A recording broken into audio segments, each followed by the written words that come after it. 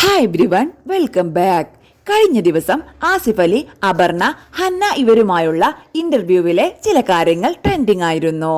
അവരുടെ വാക്കുകൾ ഇങ്ങനെ: വീണയായിരുന്നു ഇന്റർവ്യൂ ചെയ്തിരുന്നത്.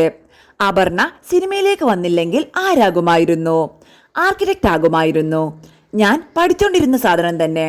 ആസിഫിക എന്താകുമായിരുന്നു എന്ന ചോദ്യത്തിന് ഞാൻ അങ്ങനെ ചിന്തിച്ചിട്ട് പോലും ഒരു പ്ലാൻ ബിയും ചിന്തിച്ചിട്ടേ ഇല്ലാത്ത ആളായിരുന്നു. അപ്പോൾ ഞാനൊക്കെ ആണെങ്കിൽ ടെൻഷൻ അടിച്ച് ചത്തുപോകുമെന്ന് വീണ പറയുന്നുണ്ട്. ശേഷം ഹന്നയോട് ചോദിക്കുന്നുണ്ട്, ഹന്ന ഡോക്ടർ തന്നെ ആകുമായിരുന്നോ? ഡോക്ടർ പ്രൊഫഷൻ ഇഷ്ടപ്പെട്ട് ഞാൻ എളുപ്പത്തിൽ പഠിക്കാമെന്ന് പറഞ്ഞ് എടുത്തതാണ്. എനിക്ക് കെമിസ്ട്രി, ഫിസിക്സ് ഇതിൽ നിന്നൊക്കെ രക്ഷപ്പെടാനും പിന്നെ സയൻസ് ബൈഹാർട്ട് പഠിച്ചാൽ മതിയല്ലോ.